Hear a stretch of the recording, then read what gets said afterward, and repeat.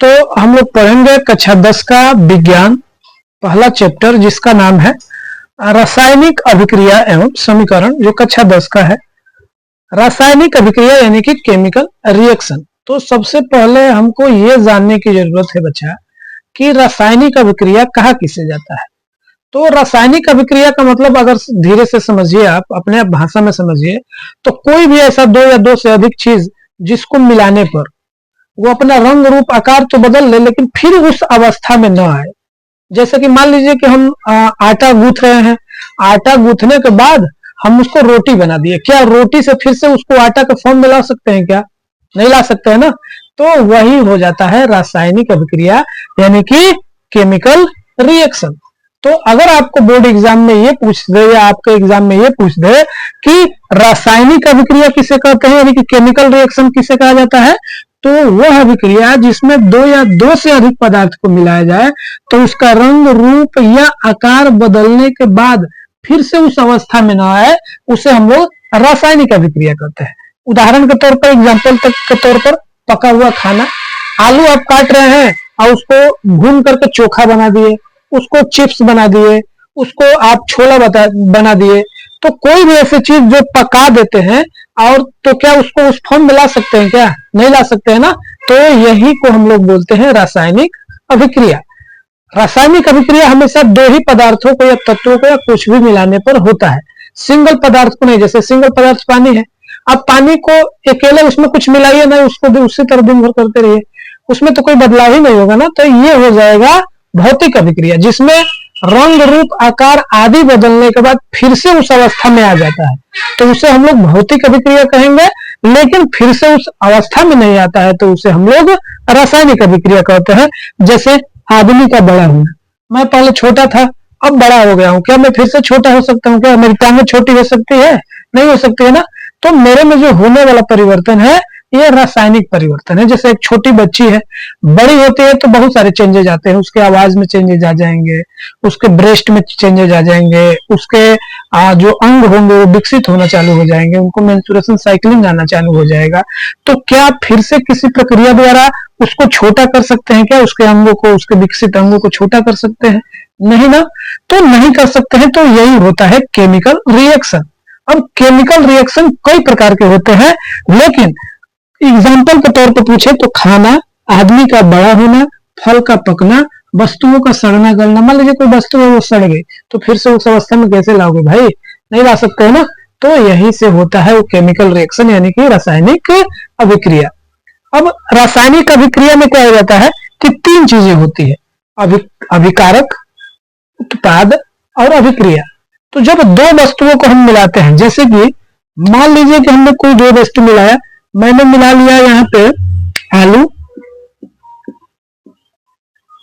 Plus में पानी और प्लस में मसाला, मैंने यहाँ पे मिलाया और ये अभिक्रिया का चिन्ह लेकर के हमको बन गया कौन सी? सब्जी।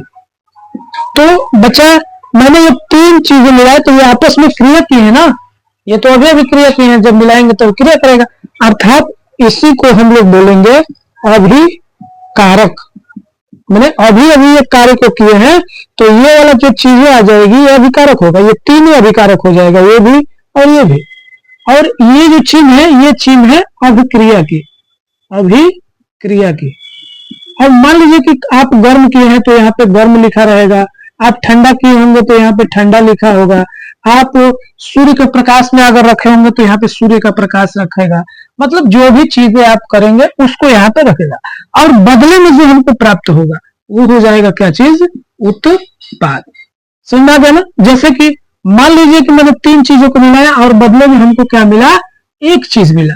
तो इसमें भी अभिक्रियाएं का रूप होते हैं, जैसे द्विविस्थापन अभिक्रिया, संयोजन अभिक्रिया, वियोजन अभिक्रिया, विस्थापन अभिक्रिया, द्विविस्थापन अभिक्रिया। ये अभिक्रियाओं का प्रकार होता है। जैसे हम लोग अभी समझ गए ना कि जो कुछ भी अगर डाला जाए, जैसे C है और O2 है, जब इसको हम मिलाए तो बना CO क्या चीज? 2। तो ये जो दोनों चीजें हो जाएगी ये हमारा क्या हो जाएगी? अभिकारक हो जाएगी, और ये जो हो जाएगा क्या हो जाएगा? उत्पाद हो जाएगा। और ये अभिक्रिया का चिन्ह है।